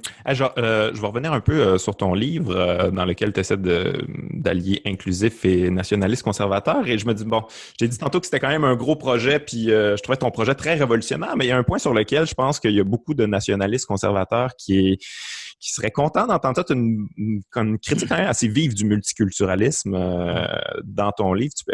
J'ai pas souvent entendu ça chez la gauche. Est-ce que tu veux développer là-dessus? Parce que je trouve ça très intéressant que tu inclues ça dans ton livre. Oui, bien ça, c'est une très bonne question, en fait, parce qu'il y a beaucoup de confusion autour de cette chose-là, parce qu'on ne distingue pas entre deux choses. Il y a une des choses, c'est la question de la diversité. La diversité, ça, c'est ce que j'appellerais un fait social ou un fait sociologique. Nos sociétés sont de plus en plus diversifiées parce qu'il y a eu des brassages de population, puis la mondialisation, puis plein de choses, qui fait que les sociétés sont beaucoup plus diversifiées qu'avant sur l'origine culturelle des gens qui y sont. Ça, c'est pas mal dur de dire le contraire. Ouais. Partout, c'est comme ça dans le monde maintenant de plus en plus, puis c'est un fait. Le multiculturalisme, ça n'a rien à voir avec ça dans le sens où c'est une manière d'organiser le rapport à la diversité. Okay? C'est une façon de gérer la diversité. Il y en a d'autres. Il y a l'interculturalisme, par exemple. Il y a le discours républicain. Bon. Toute la pensée québécoise de sociologie critique. On peut remonter jusqu'à Guy Rocher, puis même mon professeur François Rocher, puis on peut déterrer des textes qui parlent des années 60. Tous nos intellectuels ont fait la critique du multiculturalisme. C'est vrai. Pas parce qu'ils étaient contre les étrangers, pas parce qu'ils étaient contre la diversité, ça c'est un fait. Ils étaient contre la façon de penser comment on va gérer la diversité. Pourquoi? Parce qu'au Canada, ce qui ne peut pas exister, c'est des sociétés ou des nations. Que ce soit la nation québécoise ou les nations autochtones, ces nations-là ne peuvent pas exister. Mais en fait, ils peuvent exister, mettons, culturellement. C'est-à-dire, mettons, il y a un party de la Saint-Jean ou il peut y avoir un musée d'art inuit. Ça, c'est correct. Ça veut rien dire. Ça, c'est le fun. Ça fait pas mal à personne parce que c'est purement, comme on dit, c'est parler. C'est une expression culturelle. C'est comme disait Hubert Aquin, hein, tant que tu t'exprimes culturellement, ça dérange personne. Ce que tu ne dois pas demander, c'est la liberté politique. C'est-à-dire, OK, mettons que je suis une nation, puis vous me reconnaissez comme nation, ça veut dire que j'ai des droits politiques qui viennent avec ça, notamment le droit d'avoir ma souveraineté, une république, l'autogouvernement, qu'on appelle ça comme on veut, que ce soit pour les Autochtones ou pour les Québécois, c'est qu'on peut s'auto-administrer comme s'auto-déterminer en tant que peuple. Ça, au Canada, c'est impossible, parce que ce pouvoir-là, il appartient à l'État colonial fédéral. C'est la reine qui détient ce pouvoir-là. Donc, tu peux tout avoir ce que tu veux au plan, disons, symbolique. On va te faire plein de concessions symboliques, on peut te donner des subventions pour organiser ce que tu veux, mais tu ne peux pas demander une chose, c'est la liberté politique, ça, tu ne l'auras pas. Tu ne peux pas avoir une république. Donc, qu'est-ce qu'il dit le multiculturalisme? Il n'y a pas de nations qui peuvent prétendre à l'autodétermination. Qu'est-ce qu'il y a? C'est des individus. Ou ça peut être des groupes, mais même des fois, c'est très individualisé. C'est-à-dire, ben moi, je me réclame plutôt de telle identité, ou moi, c'est plutôt celle-là. Moi, j'ai un chapeau comme ci, moi, j'ai une plume comme ça. Bon. Et chaque individu va être associé à un marqueur identitaire, souvent individualisé ou sinon dans un sous-groupe. Puis, tous ces sous-groupes-là sont mis sur un même plan d'égalité en disant, ils sont tous intéressants, mais en même temps, ils sont tous neutralisés parce qu'aucun d'entre eux ne peut avoir de reconnaissance autre que symbolique. C'est-à-dire qu'il n'y a aucune reconnaissance de ses droits politiques qui est possible. Puis aucun d'entre eux peut prétendre à être plus important que les autres. Le fait que les Autochtones sont ici depuis des siècles ou que le Québec est ici depuis des siècles, ben, ça vaut autant que tel ou tel sous-groupe culturel. C'est problématique. Donc, mon argument, c'est de dire, ben, en fait, c'est une forme de racisme subtil parce qu'au fond, on aime tout le monde, mais en fait, on prive tout le monde de la possibilité d'avoir une vraie autonomie politique. Et donc, l'idée, c'est de dire que la critique de gauche du multiculturalisme, c'est pas parce qu'on est xénophobe, ça n'a rien à voir avec ça. C'est de dire qu'il y aurait une bien meilleure façon de penser ça, qui serait de dire, ben, on va reconnaître la capacité des sociétés à s'auto-instituer, et les Autochtones et la nation québécoise, avec la difficulté d'intégrer par la suite toutes les autres communautés ou sous-groupes qui composent la diversité de la société, mais à partir de la reconnaissance donc, interculturelle du fait qu'il y a quand même, c'est pas moi, des siècles d'histoire qui peuvent pas être il y a des sociétés concrètes qui ont des droits politiques qui doivent être reconnus. C'est pas juste des individus, c'est des collectivités nationales, c'est des existants nationaux. Donc, la critique du multiculturalisme qui est faite d'un point de vue de gauche, c'est pas une critique xénophobe, c'est pas une critique qui est contre la diversité, c'est une critique qui dit que quand Trudeau a instauré cette manière de gérer la diversité qui s'appelle le multiculturalisme, c'est un mécanisme de neutralisation des droits politiques et des Québécois et des Autochtones qui maintient l'emprise de l'État colonial. Donc, si on veut se débarrasser du colonialisme, de l'État colonial, on n'a pas le choix de faire la critique de cette politique multiculturaliste. C'est une politique, une manière de faire les choses. Mais évidemment, le but, quand je dis ça, pour moi, mon discours depuis tantôt est un discours anticapitaliste de plus en plus, au jour qui passe, de plus en plus anarchiste. Ça n'a rien à voir avec la xénophobie. L'idée, c'est qu'on arrive ici à une société égalitaire pour tous et toutes, une société internationaliste, une société décoloniale, anti-impérialiste. J'en suis absolument. Mais c'est très difficile d'expliquer ça parce qu'on a l'impression que si on attaque le multiculturalisme, ça veut dire on est raciste. Mais non, c'est mêler les deux choses. La diversité, ça existe, c'est une chose très saine, c'est fondamental, puis c'est un enrichissement humain que les collectivités reconnaissent des rapports comme ça. Mais est-ce qu'on peut reconnaître aussi qu'il y a toute une historique qui fait qu'il y a des nations qui sont ici depuis des siècles, puis dans certains cas, dans les Autochtones, très, très loin. Est-ce qu'on peut reconnaître que ces collectivités-là, elles ont des droits sur, par exemple, leur histoire, leur territoire, leur capacité de s'auto-administrer, puis reconnaître ça, puis partir de là.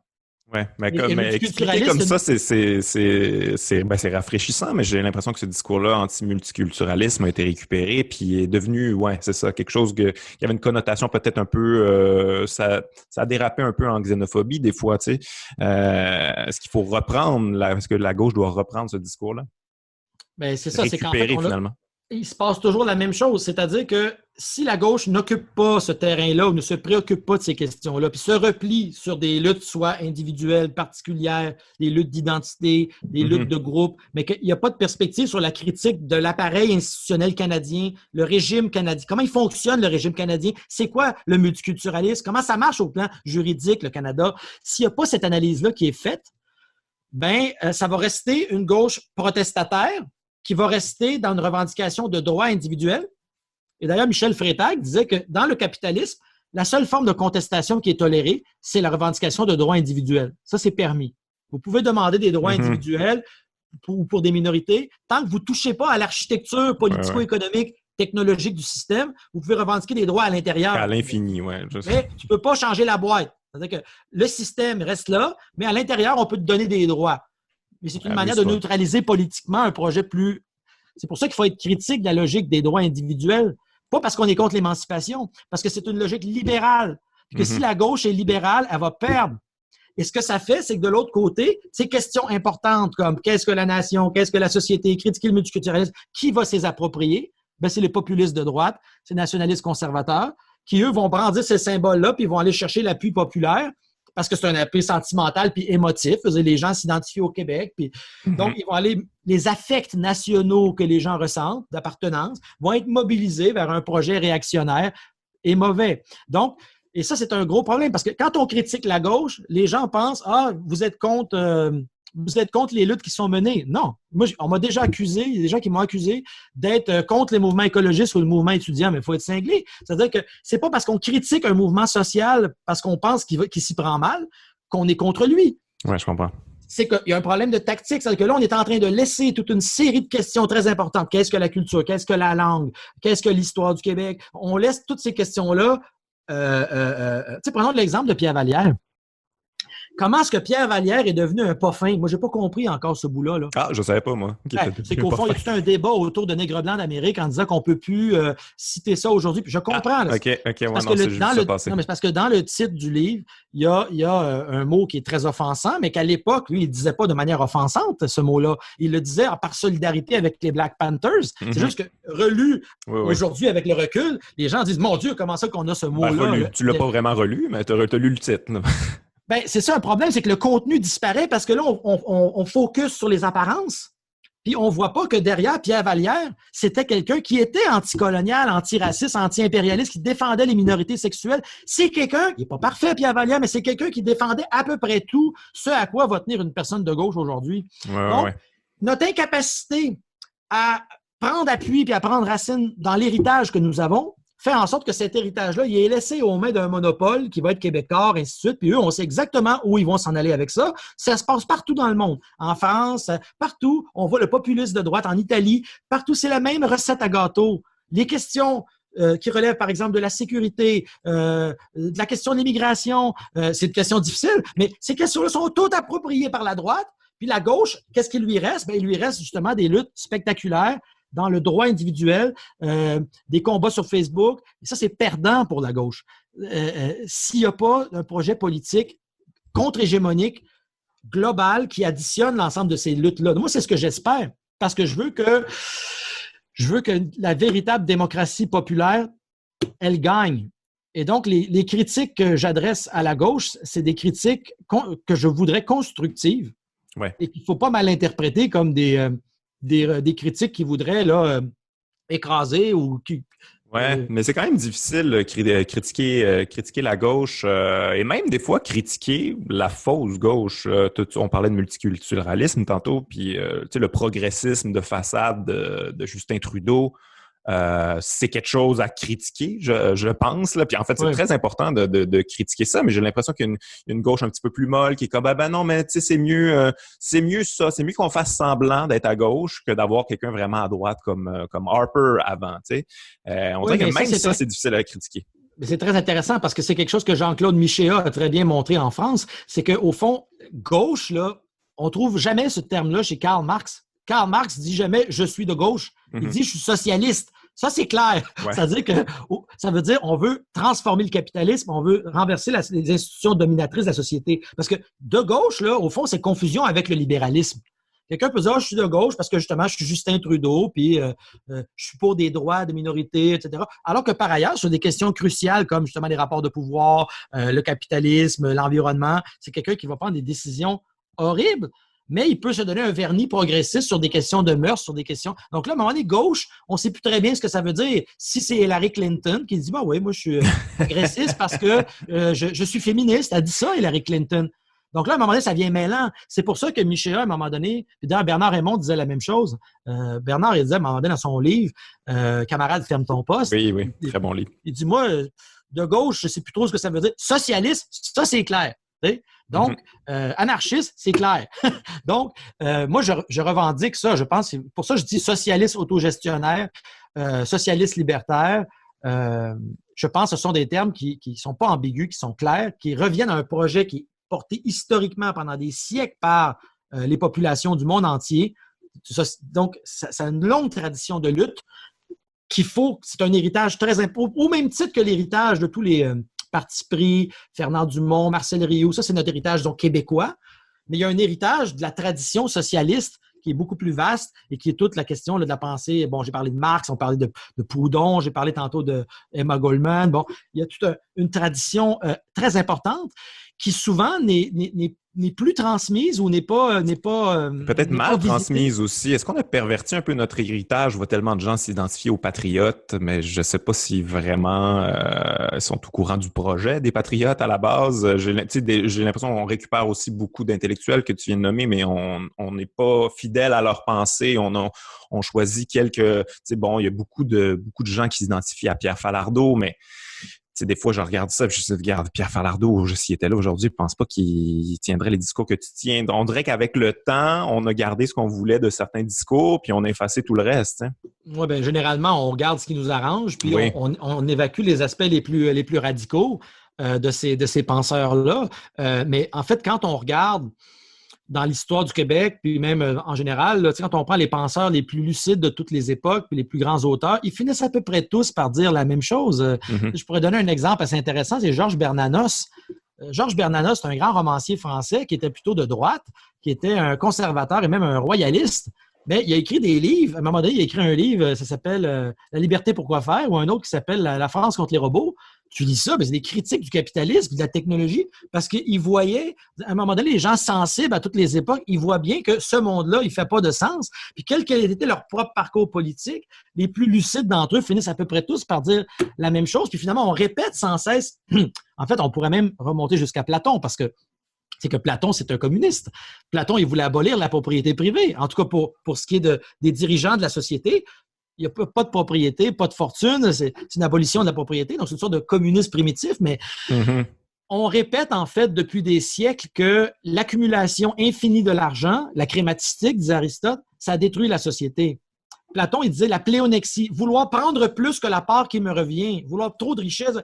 C'est vieux comme le monde. Ça ne marche pas. On ne peut pas avoir une société fondée sur l'injustice, l'excès, la domination. Bon, alors, à toutes les époques, les penseurs, les hommes et les femmes les plus lucides finissent par faire des constats similaires et qui vont sans cesse en s'approfondissant parce que justement, on a intégré la question écologique, la question du féminisme. C'est une prise de conscience dans l'histoire progressivement qu'à un moment donné, c'est ça. Il va falloir des changements en profondeur. Et ce qui est dommage, c'est que finalement, quand on va aller chercher certaines parties seulement de l'œuvre de quelqu'un parce que ça nous arrange, parce que ça permet de ne pas questionner au fond l'ordre établi, on passe à côté de ce message-là qui, au fond, est réasséné à chaque époque par nos penseurs les plus lucides. Penses-tu qu'au fond de nous, là, je tombe dans le très abstrait, mais qu'au fond de nous, le peuple québécois, on a ça en nous, le socialisme? On est un passé catholique. Jésus, il n'y a pas plus socialiste. Je veux dire, c'est partager, c'est aider les pauvres et tout ça. Est-ce que tu penses qu'on a ça à quelque part en nous de cacher qui serait facile, pas facile, mais qui pourrait éclore. J'ai l'impression que quand même ça, c'est peut-être bien caché en ce moment, mais est-ce que je suis utopique de penser ça? Mais là, la question est intéressante, puis je vais répondre en deux moments. Le premier, c'est culturellement, est-ce qu'il y a des choses qui font qu'on a certaines bases collectives? Moi, je pense que oui. Je pense que, évidemment, on peut penser à Michel Chartrand, par exemple. Tout le catholicisme de gauche qu'il y a eu ici, qui était la fondation de la CSN, les syndicats catholiques. Bon, il y a tout un fond qui culturellement aussi le modèle social-démocrate. Il y a quelque chose dans la culture québécoise qui fait qu'on est familier avec l'idée qu'on a, par exemple, la médecine socialisée ou le fait que l'hydroélectricité, c'est collectivisé. Bon, il y a des choses là. On a certains traits culturels qui font que par rapport aux États-Unis, par exemple, ça apparaît beaucoup moins étrange de parler de ces choses-là. Donc, je pense qu'il y a certains traits mais évidemment, on a aussi d'autres traits qui relèvent de la domination, là, mais si on essaie d'être positif, là, on peut quand même... Oui, mais c'est important de le rappeler parce qu'on en était fiers avant, puis on dirait que tranquillement, on se dit... il y a une bataille idéologique néolibérale pour marteler, pour détruire cette culture-là du collectif. C'est une machine de guerre incroyable. Mais la vraie réponse que je donnerais à la question, est-ce qu'il y a en nous quelque chose qui nous prédispose au socialisme? je pense qu'on peut y répondre d'un point de vue humain et pas simplement du point de vue de la société québécoise. C'est-à-dire que moi, je pense que, et puis ça, c'est une réponse qui vient de Marx, que notre nature essentielle, c'est un gros mot, là, la nature humaine, notre nature essentielle, c'est que nous sommes faits pour être des animaux sociaux interdépendants dont la condition, ça devrait être la solidarité. On est fait pour ça. Et tant que, comme disait Kropotkin, l'entraide est un facteur d'évolution.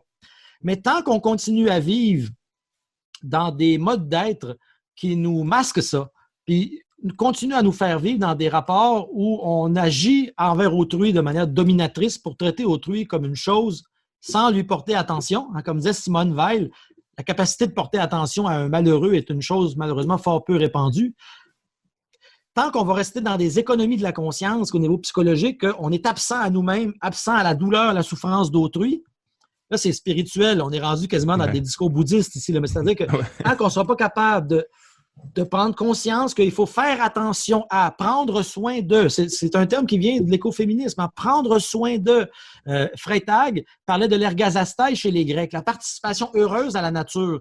Si je sème mon champ, puis j'arrose mon jardin, puis je fais pousser des légumes, c'est une forme d'ergazastai parce que je fais un effort, mais qui participe à un rapport d'échange avec la nature. Bon, ainsi de suite. Donc, ce lien-là de prendre soin puis d'en tirer un rapport fondé sur l'entraide de la coopération, moi, je pense que là, on a quelque chose qui est beaucoup plus conforme avec ce qui fait que ça produit l'harmonie, en fait, à l'intérieur de nous, aussi bien que dans la société puis avec le reste du cosmos.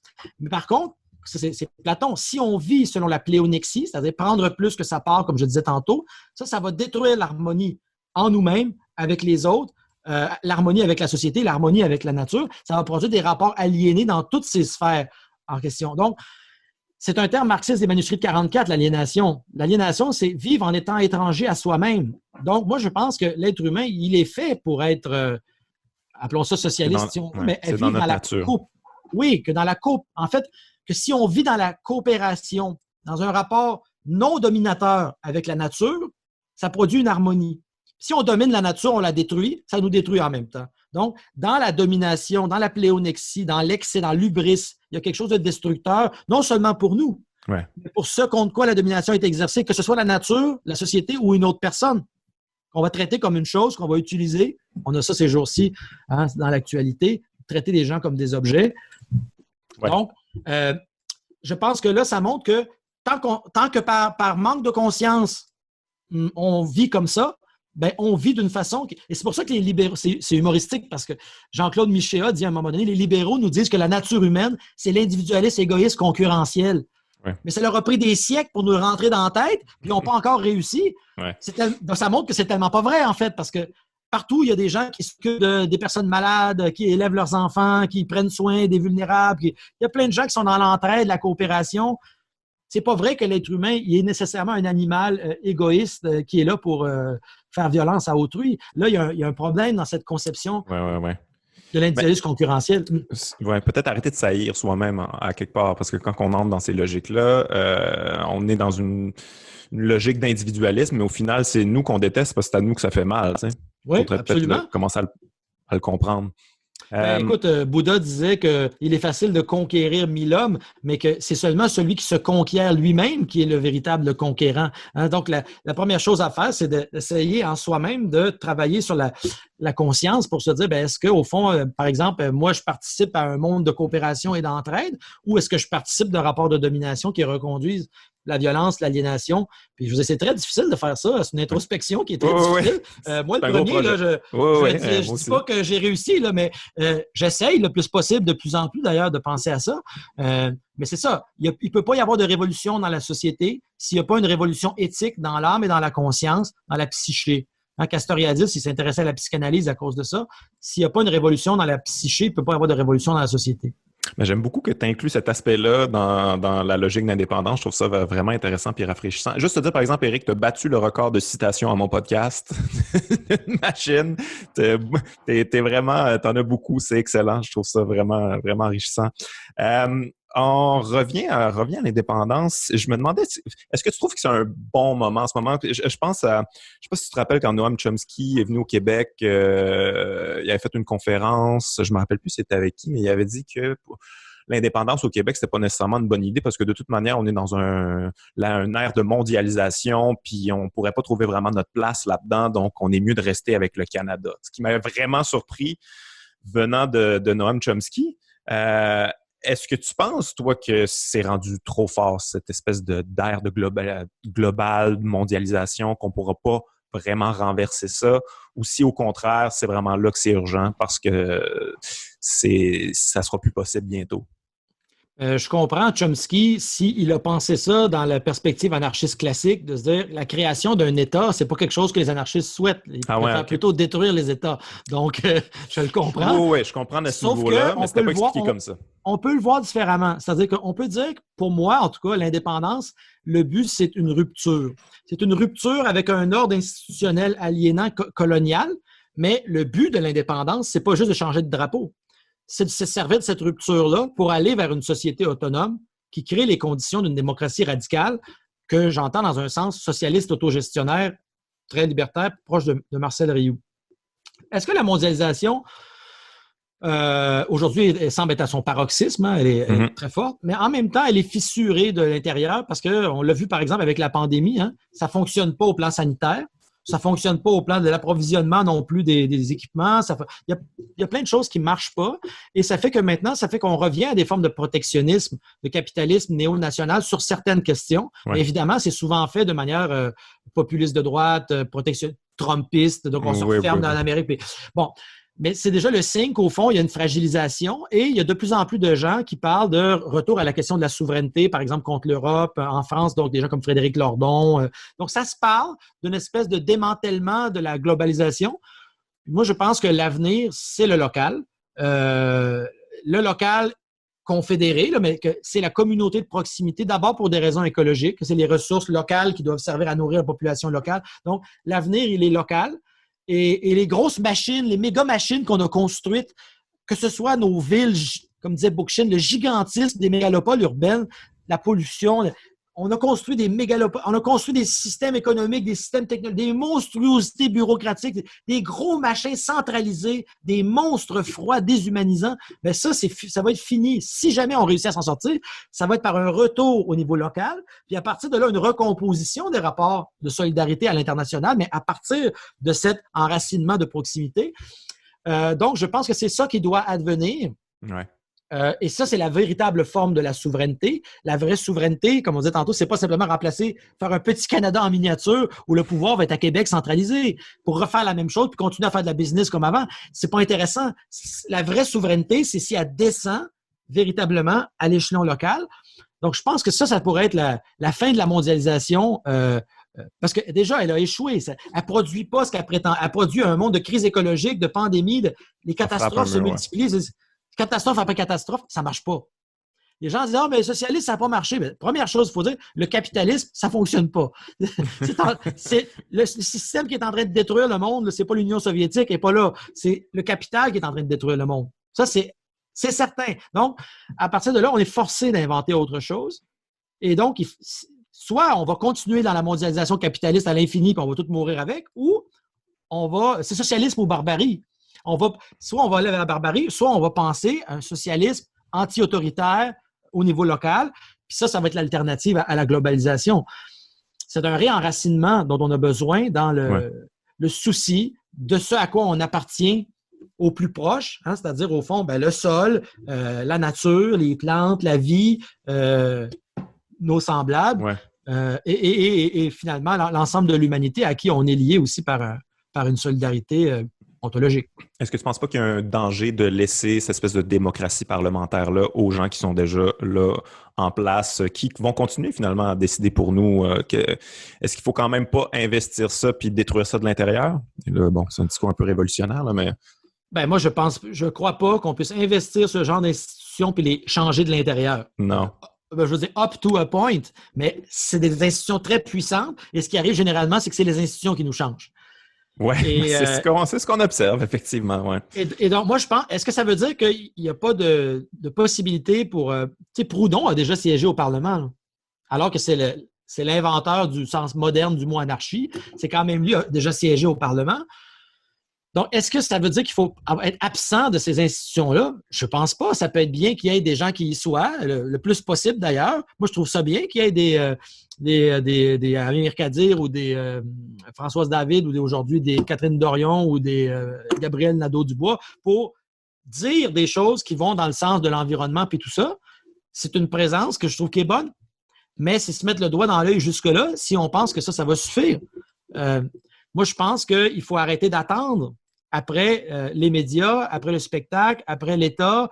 À un moment donné, ça part ici et maintenant au niveau local, de dire, nous, on va s'organiser où qu'on soit, un espace de rassemblement où est-ce qu'on peut échanger des idées, partager des informations, avoir peut-être des conférences, des films, je ne sais pas, n'importe quoi artistique, même aussi juste socialiser pour le fun, prendre une bière, n'importe quoi. Si dans mon village, il n'y a même pas cet espace de socialisation, mais chacun est atomisé chez soi, puis le système se nourrit de ça. On est 6 milliards tout seuls ensemble. Donc, il faut recréer cette espèce de town hall meeting de la Nouvelle-Angleterre où est-ce que les gens vont réinvestir la municipalité, le municipalisme libertaire, comme disait Bookchin. Moi, je pense que c'est ça l'avenir. Donc, le spectacle de manière concrète, est-ce que y a tout ça chez vous? Est-ce que tu connais des endroits où il y a ça? Est-ce que ça se passe en ce moment? Non. Bien, en fait, il y a quelques exemples qu'on peut donner au Québec de choses intéressantes. Par exemple, le bâtiment 7 à Pointe-Saint-Charles. Oui. C'est que moi, ici, dans mon village, je n'ai pas d'exemple de ça. Okay? Ça fait pas longtemps que je suis ici, ça fait peut-être même pas 1 an encore, là, mais j'ai pas eu connaissance qu'il y a ce genre de choses. Mais, par exemple, un exemple positif qu'on pourrait citer ici, ce serait le bâtiment 7, qui a été fait par les mouvements sociaux de Pointe-Saint-Charles, notamment des libertaires de la Pointe libertaire, influencés en partie par les idées de Murray-Bookchin notamment. Bon, ben, ces gens-là, ils ont créé un centre social autogéré à Pointe-Saint-Charles dans lequel tu peux prendre des cours de mécanique, tu peux aller écouter de la musique, il y a un bar, il y a une épicerie pour les gens du quartier. Ça, c'est la reconstruction à l'échelle humaine d'un espace sociaux, communautaires, politiques. C'est très intéressant. Mais évidemment, ce genre d'affaires-là devrait être démultiplié. C'est ce qu'ils appellent d'Arnaud-Laval des communs. Bien, ce genre de communs-là devrait être démultiplié partout parce que finalement, c'est la réappropriation du premier niveau de la vie quotidienne par lequel ça peut passer. Ça a toujours été comme ça que les mouvements sociaux se sont construits. C'est en aidant les gens avec des problèmes qui vivaient au quotidien, avec des souffrances. Il faut manger, faut que je fasse garder mes enfants. C'est comme ça que ça commence. Avant d'aller aux grandes questions de comment on va réorganiser l'économie mondiale, ça commence d'abord par des questions de, dans mon quartier, y a-tu des bancs de parc, y a-tu des... parce qu'on vit au quotidien, puis il faut revenir auprès de la vie, on pourrait dire, à l'attention portée à la vie. Mais tu penses pas que dans la structure actuelle, peu importe, à un moment donné, tu vas frapper un mur, même si tu essaies de faire ça, un esprit de communauté. Puis je pense à Saint-Élie de Caxton qui a réussi à... je veux dire, sortir Fred Pellerin de Saint-Élie, ce qui est fascinant finalement. Tu sais, comme peu importe à quel point c'est petit, s'il y a quelqu'un qui a le pouvoir, il peut à peu près tout détruire. C'est ça qui est arrivé. C'est quand même déprimant à penser à ça. Si c'est cette structure-là qui perdure, est-ce que c'est vraiment possible? Ben, écoute, Platon, il a écrit il y a 2500 ans qu'il fallait parvenir à une société juste. Puis là, ça fait 2500 ans de philosophie, puis on n'a toujours pas réussi à parvenir à une société juste, puis à enrayer les régimes politiques déviés qui sont basés sur la domination puis le pouvoir illégitime. Des siècles de pensée socialiste à partir du 19e siècle, de pensée anarchiste, ont confronté cette exigence de dire qu'il faut se débarrasser du pouvoir illégitime. On n'a toujours pas réussi. Alors, la seule chose qu'on peut continuer à faire, c'est de continuer à ramer dans le sens de cet horizon qui recule sans cesse dont je parlais tantôt en citant le réalisateur dont parlait Marcos Angelovici, là, Fernando Berardini, je pense, qui disait justement l'horizon qui recule, l'utopie, tu sais, on avance puis elle recule tout le temps. Mm-hmm. On n'a pas le choix de continuer à courir après ça. Et est-ce que ça va être notre société ou est-ce que ça va être une société future qui va être, par exemple, la contradiction écologique? Bien, s'il y a encore des êtres humains dans le futur, ce qui n'est pas certain, ben, c'est parce qu'ils vont avoir réussi à trouver une façon de surmonter la contradiction écologique. Mais après ça, ils vont avoir d'autres problèmes. Peut-être qu'ils n'auront pas encore réussi à surmonter justement le problème du pouvoir. Mais c'est ça. C'est des choses qui doivent être constamment remises sur le métier parce que, de toute façon, comme je disais tantôt, tant qu'on continue à vivre dans des rapports dominateurs, ça va échouer. Ça va provoquer la souffrance, ça va provoquer de la violence, des conflits, ça va provoquer des guerres, ça va provoquer l'éclatement. la société devient malade quand elle est rongée par l'injustice à l'intérieur. Donc, la seule chose qui peut produire l'harmonie dans le monde humain puis avec le cosmos, c'est la justice. Proudhon, il disait, avec un grand J, la justice, c'est ça vers quoi tend l'histoire. Mais le problème, c'est que c'est très long de se rendre. Puis en chemin, c'est très hegelien, il y a plein de gens qui souffrent parce qu'ils vivent dans des sociétés qui n'ont pas encore réglé leurs contradictions. Donc, là, ça exige, je dirais, une grande humilité puis une grande patience. Ça veut dire que nous, qui sommes les passagers d'une forme sociale qui vit d'ailleurs une des pires contradictions de l'histoire sous la forme de la crise écologique, c'est quand même d'une gravité immense, sans précédent. On pourrait dire jamais le monde a été aussi proche de se détruire au plan physique. Ben, nous, en fait, on doit... Bon, la première des choses, c'est qu'il faut essayer de ne pas sombrer dans le désespoir, même si tout conduit à ça. Ouais. Puis c'est de dire, c'est déjà un bon défi. Gérard Debreu, il y a une patience du concept, c'est-à-dire que l'histoire, elle prend son temps, puis elle passe par des chemins qu'on voudrait que ça change tout de suite, mais c'est pas nous qui décidons, ça prend beaucoup de temps. Et ça se peut qu'au fond, ce qui a été construit maintenant se règle seulement dans un siècle, puis que les luttes des écologistes du 20e ou du 21e siècle, ben c'est seulement dans 50 ans qu'ils vont porter fruit. Peut-être on ne verra même pas nous-mêmes. C'est la seule manière de se réconcilier avec ça, parce que si on attend un résultat immédiat, on ne l'aura pas, puis on va se décourager. Donc, la seule chose qui...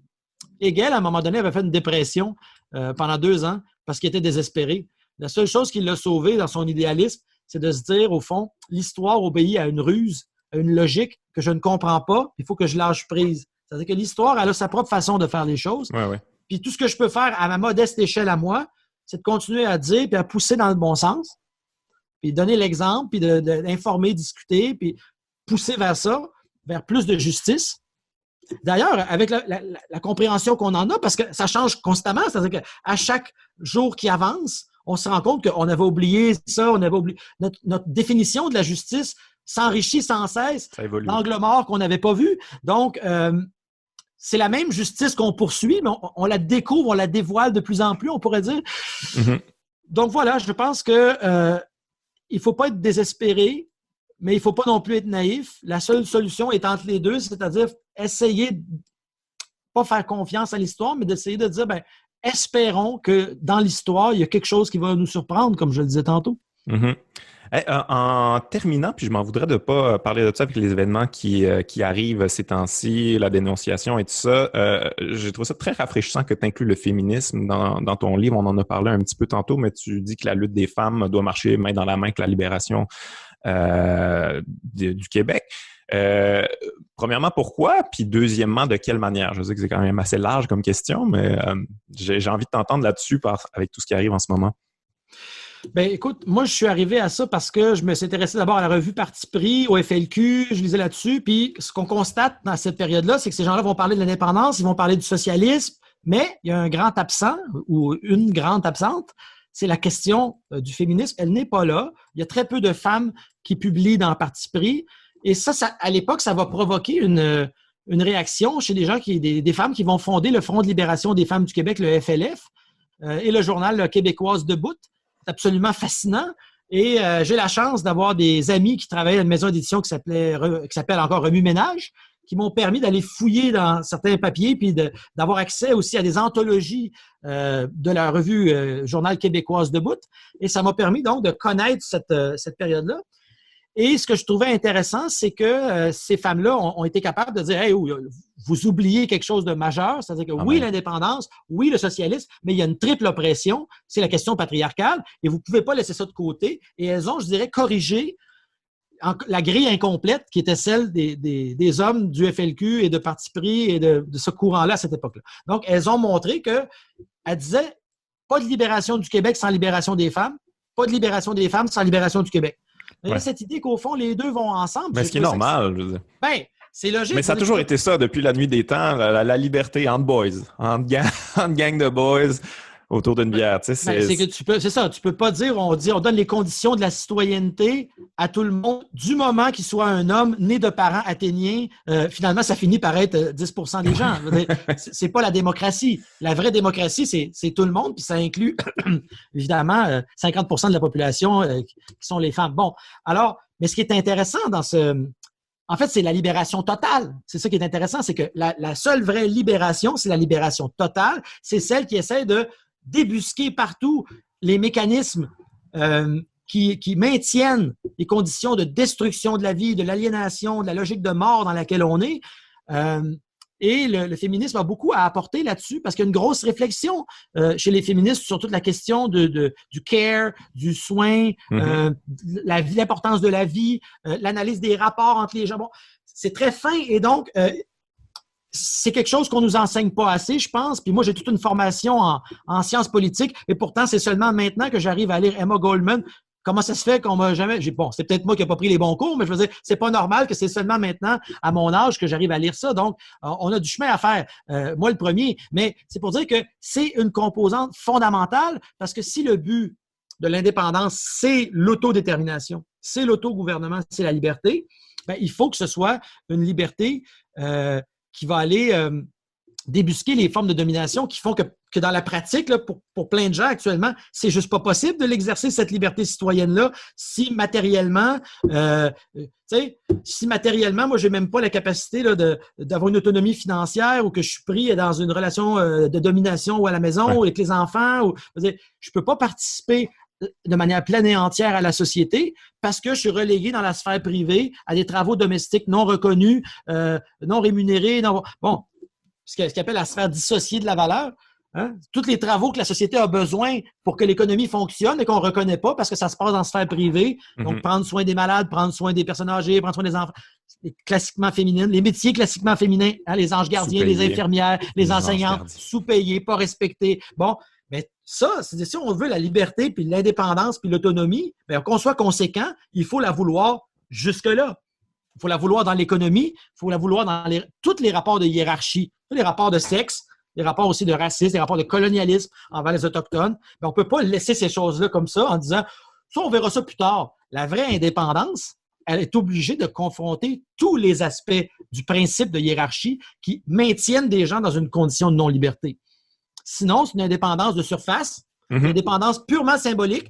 Hein, c'est un flag sur le hood, comme disait Jean Chrétien. C'est pas ça la liberté.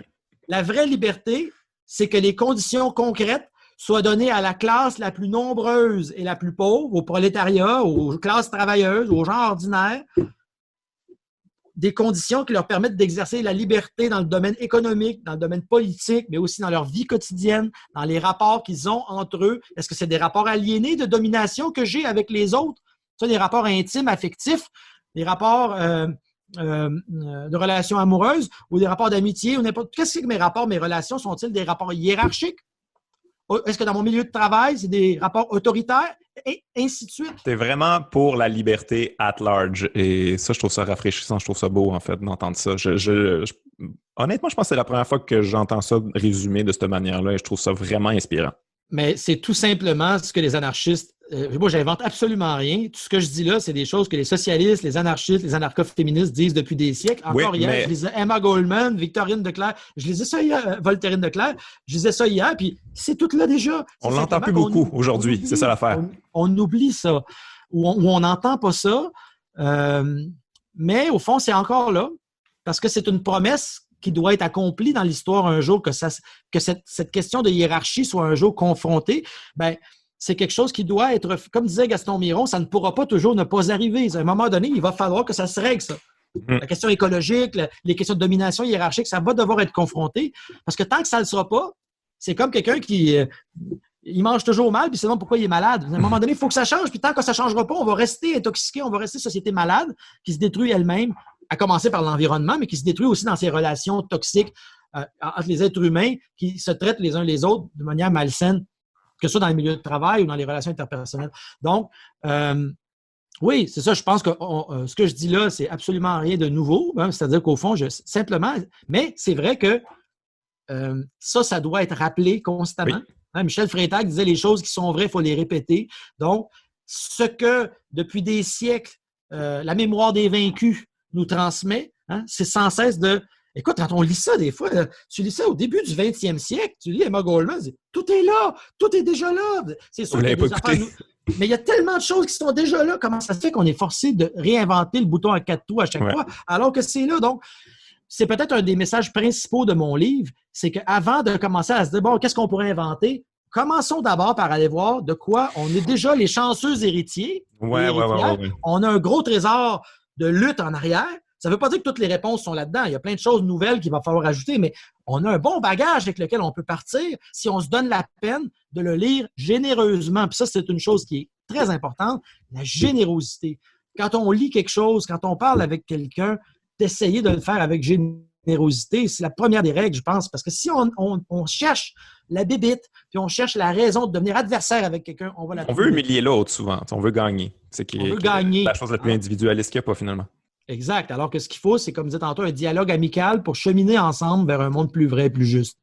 Merveilleux. Écoute, je pense qu'on va terminer là-dessus parce qu'on ne pourrait pas topper ça. C'était vraiment intéressant, Éric. Très généreux, passionné. Invité. Merci beaucoup. Un plaisir. Merci à toi. J'encourage tout le monde à aller lire ton livre Un pays en commun. Merci. Merci, camarade. Bye bye. Bye.